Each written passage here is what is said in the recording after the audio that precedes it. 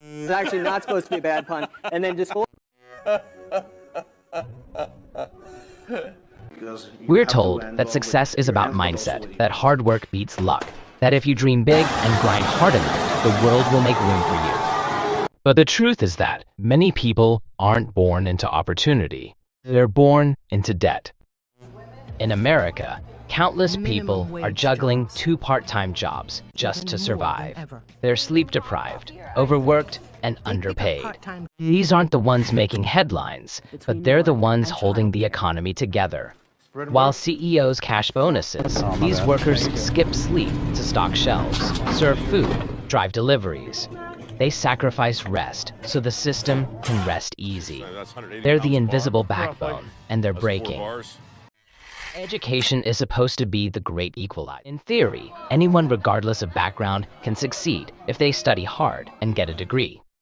But in America, that idea has a catch, and the catch is money. From a young age, students are told that college is the only path to a stable life. It's almost automatic: graduate high school, go to college, get a job. That's the script. But unlike countries, higher education in the US is price tag.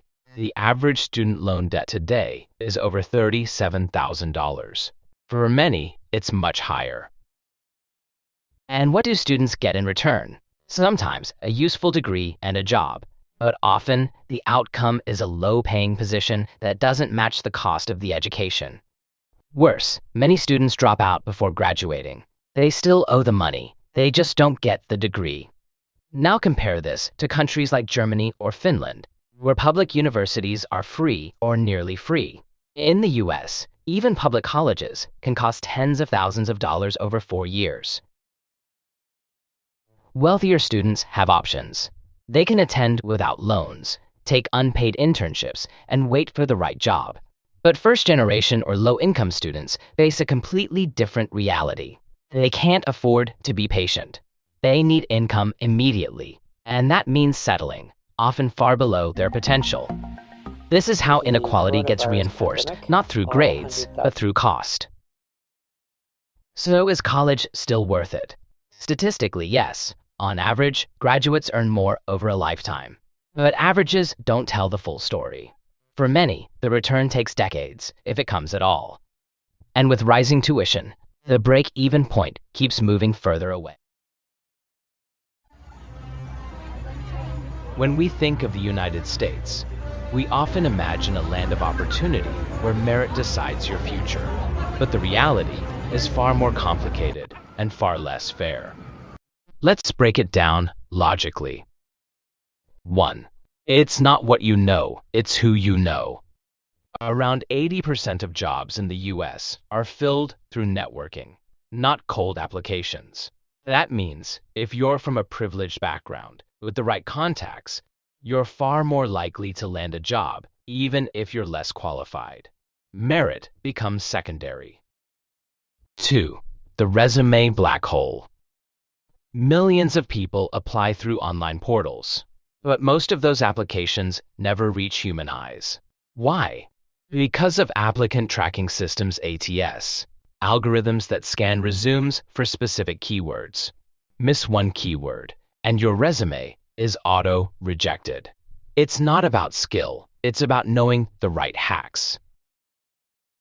3. Fake listings and exploitative practices. A shocking number of job listings online are fake or already filled internally. They're used to collect resumes or fulfill legal requirements. Many companies even post jobs to create the illusion of growth. Meanwhile, waste hours applying to roles that never existed. 4. Internships and the wealth gap. Want a good job? You need experience. Want experience? You need to do internships. But most internships are unpaid. Who can afford to work for free? Only the privileged. So poor and middle-class students fall behind, despite having equal or better abilities. 5. Overqualification, underemployment. Even those with degrees aren't spared. Over 50% of recent college grads are working in jobs that don't require a degree. Imagine taking massive student loans, studying for years only to land in a minimum wage job. 6. Wages versus productivity. Since the 1970s, in the US has gone up dramatically, but wages have barely increased. CEO pay, however, has skyrocketed, sometimes 300 times more than the average worker. So clearly, hard work alone doesn't pay off. Connections and capital do. 7. The gig economy trap. The rise of gig work is painted as freedom and flexibility, but the truth is darker. Gig workers get no benefits, no job security, and no protections. It's employment without responsibility.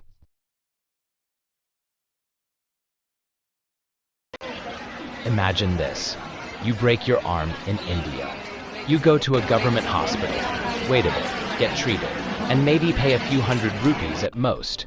Now imagine the same situation in the United States. Just the ambulance ride alone can cost you $1,000, $2,000. The x-rays? Another $500. Surgery? Add $10,000. Suddenly, a broken arm becomes a broken bank account. Healthcare in the US is not just expensive, it's exploitative. And the worst part? It's by design. Let's break it down with some hard numbers. A normal childbirth in the US can cost up to $30,000 without complications. An MRI, around $1,200. An insulin vial, something that costs $2 to produce, can be priced at over $300 in America. And that brings us to the end of this video. I hope you found it valuable, insightful, or at the very least, entertaining.